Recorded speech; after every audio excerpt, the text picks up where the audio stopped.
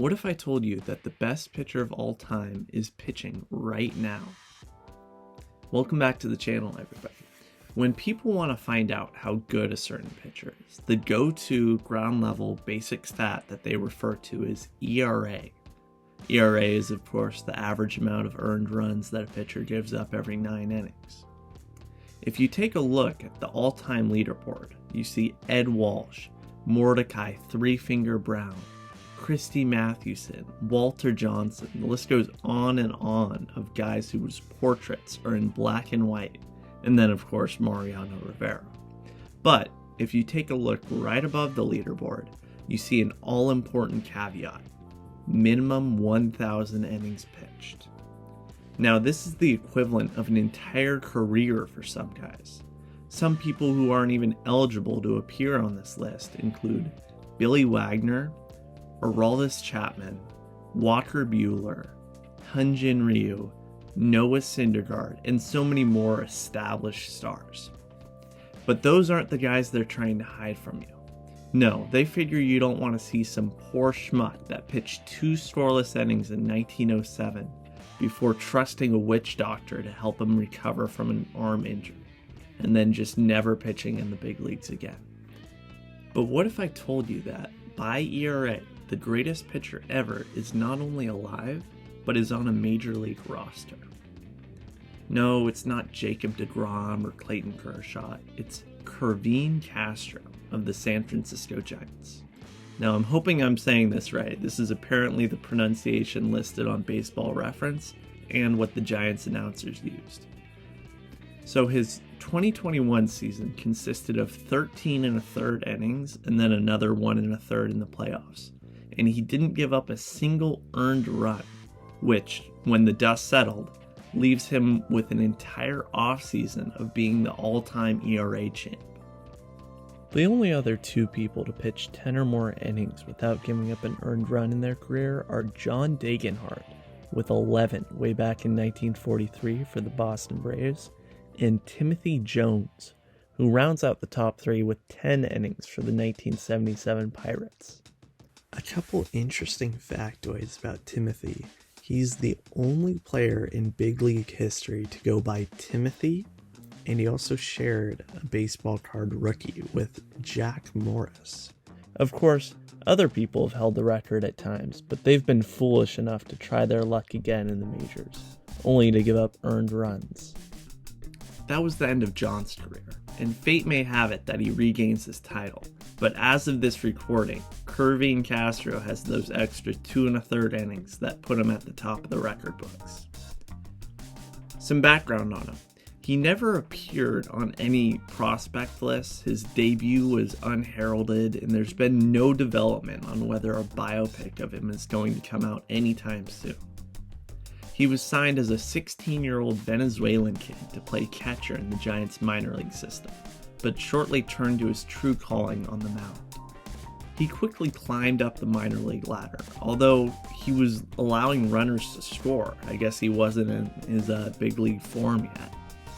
So, a slight delay in the form of Tommy John surgery in 2017, and then a lost season due to the emergence of the pandemic in 2020, pushed back his major league debut until 2021. However, he was only just 22 years old, and he was about to make a push with the Giants for the division title. En route to being a 107-win team, the Giants used 31 guys out of relief, compensating for both the advanced age of their team and utilizing their depth the best way possible in order to win. This left certain fringe active roster guys to pitch low leverage situations, so they saved their best for high leverage moments, leading to a revolving door of guys going up and down using their minor league options. This left mop-up duty for Kervin Castro on his debut, coming unceremoniously in a 12-3 blowout win in the daunting Coors Field. Kervin worked his way through the outing, giving up a sharp double to CJ Cron, but cruising otherwise, nailing down Kevin Gausman's gem. His following outings didn't stray too much from the course of the first one, allowing occasional hits, but most importantly, never allowing a runner to touch home, gaining the trust of manager Gabe Kapler. Now that was until the second to last day of the Giants season, October 2nd against the Padres. This game was a back and forth contest knotted up 2-2 after regulation. The Giants turned to their youngster Castro to start out extras, in a game they couldn't afford to lose, with the Dodgers breathing down their neck and the division hanging in the balance. Who better to turn to than the man who had a literally flawless track record? Castro jogged in from the bullpen, intent on setting the Padres down 1-2-3 and giving his boys a chance to win it in the bottom of the frame. However, there was now someone 180 feet away from tainting his record. Now, unless you've been living under a rock the past year, you might have noticed Rob Manfred's greasy fingerprints have warped and changed the game quite a bit recently. One of the most controversial changes has been the extra innings rule, starting with a runner on second base for each team. Well, that was of course the situation here, with Victor Caratini standing on second base undeservedly, despite being 0 for 4 on the day, with the top of the order coming up. Trent Grisham, the leadoff hitter, grounded out to the right side, advancing Vic the Stick to third base. Then Castro blew some high heat past Tatis to record the second out. Kapler then decided the dangerous Manny Machado was too hot to handle, intentionally walking him, which, thanks to a recent rule change, saved Castro the indignity of lobbing the ball wide of the plate.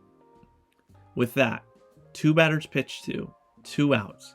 Castro's day was done, with Kapler favoring the lefty-lefty matchup of Harleen Garcia against Jake Cronenworth.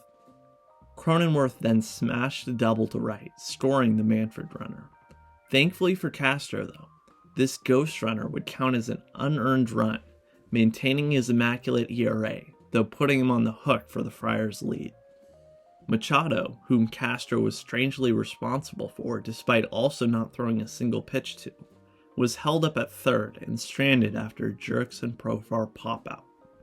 The Giants were then set down in order by Padres closer Mark Melancon in the bottom of the 10th, giving Kervin the bitter taste of a big league loss before even allowing an earned run.